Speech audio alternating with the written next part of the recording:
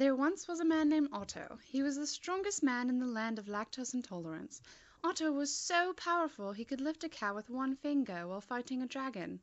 One day, while roaming the city, Lance the baker ran up to Otto, exclaiming, "They are here again! The flying pizzas are trying to take over our land of lactose intolerance!" Otto knew he must fight for his city.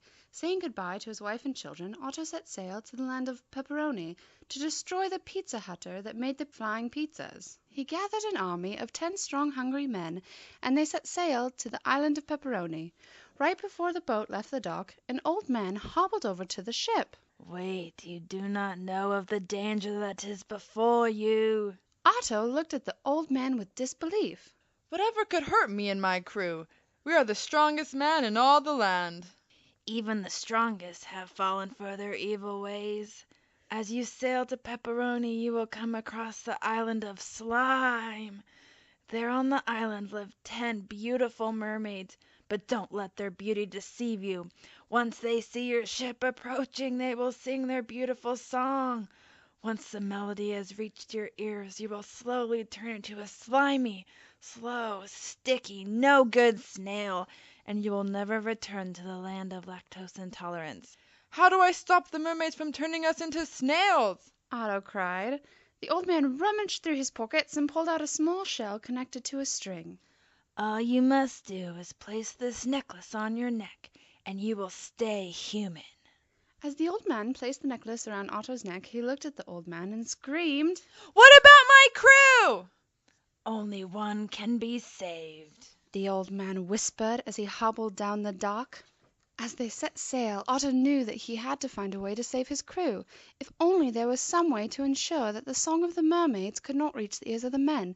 At that moment, the ship came to a stop. "What happened?" Otto yelled to his men. "There's too much seaweed beneath us. The ship cannot budge if we don't cut the seaweed." A light bulb went off in Otto's mind. "I can fill the crew's ears with seaweed so they cannot hear the mermaid's song." Quickly, Otto swam to the bottom and cut the seaweed into small pieces. He told the crew his plan, and they gladly stuffed the seaweed into their ears. Only a few minutes passed before the island of Slime appeared on the horizon. Otto braced himself to hear the sweet song. Dear sweet sailors who swim over our smooth waters, hear our song and stay with us forever. You will turn into a creature that is slow and stiff. We will keep you as our pets as we wait for others to sail by.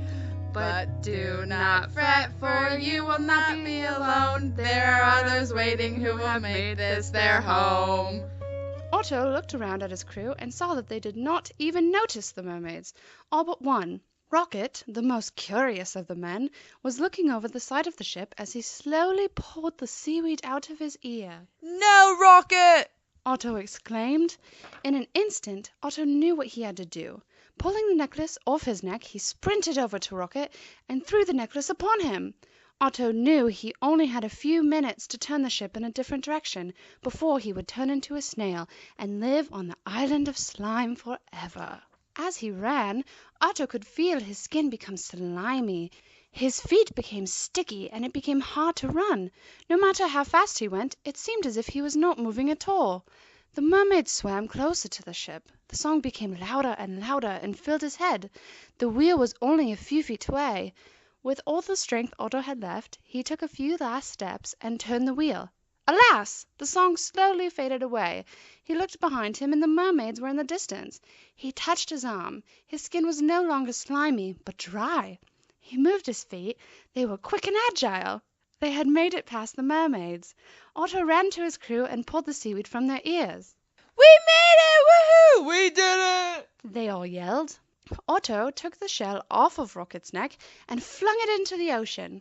"Never again will I hear the mermaid's song or pass the island of Slime." Otto and his crew continued on to the island of Pepperoni, where they destroyed the pizza hutter. The flying pizza's wings exploded, and they could no longer fly to the land of lactose intolerance. Otto sailed home a happy man, knowing that him and his family would never see cheese again. The end. There once was a group of divers who set off on a journey to find buried treasure. They heard that there was a cave by the island of Macquarie that was full of rare and precious jewels. Sandy, a curious young, adventurous girl, was the leader of the group. She needed the jewels to save her grandfather, who was very sick. They started their journey with a few loaves of bread and a small map that Sandy's grandfather made her. It only took a few hours after setting sail to arrive at the place her grandfather had marked with an X on the map. Although they weren't sure they were at the right location, Sandy decided they should all dive in and explore. They were swimming when Sandy saw something glimmering in the distance. She followed the glimmer and realized it was coming from the depths of the deep, dark cave. Sandy waved her crew over, and they started swimming into the darkness. She flashed on her light and immediately saw thousands of colors reflecting on the walls of the cave. Diamonds filled every crevice of the cave with wonder and elegance. The crew started picking up handfuls of diamonds and putting them in their satchels. All of a sudden, a loud noise startled them. They were hesitant to turn around, afraid that they had been caught taking the magnificent jewels. They turned around to see a giant, gray, one-eyed octopus blocking the entrance of the cave. He had rolled a large boulder in front of the entrance so they could not leave. With one look, the octopus could tell that he was being robbed. With great anger, he sprayed their goggles with ink so they could no longer see the beauty of his diamonds. He tied up their hands so they could not escape. The octopus roared, I am Sir Tentacles! What are you doing in my cave? Sandy explained, We didn't know that these diamonds belonged to you. We will gladly leave and never return again if you just let me and my crew go. Ha ha! Sir Tentacles laughed. I will never let your divers go. You have stolen my most precious possessions and invaded my home. I can't even look at you right now, so I will deal with you tomorrow. Once Sir Tentacles was asleep, Sandy chewed through the rope and was able to then untie her divers. She told them that she had a plan. Sandy reached into her satchel and pulled out a vial of Brussels sprouts. She knew that if she can get Sir Tentacles to eat the Brussels sprouts, he would get very sick and they could get away. So Sandy decided to make Sir Tentacles a delicious burger laced with Brussels sprouts. The next morning, Sir Tentacles woke up and Sandy was there at his bedside with the burger. Sandy said, I thought you might be hungry. We are very sorry for what we have done, and I want to make it up to you. A burger sounds great, exclaimed Sir Tentacles. Maybe I will let you and your crew go after all. With a mischievous glint in her eye, Sandy handed the burger to Sir Tentacles. He swallowed the burger whole. His whole body quickly went from gray to green, then purple, then orange. What did you put in my burger? He started to twitch, causing him to squirt ink everywhere. Sandy knew that if they were to escape, it had to be now. Sir Tentacles rolled the boulder out of the entrance. He quickly swam away, yelling, She tried to kill me with Brussels sprouts! Seeing that the entrance was clear, Sandy and the divers swam as fast as they could, taking the diamonds with them.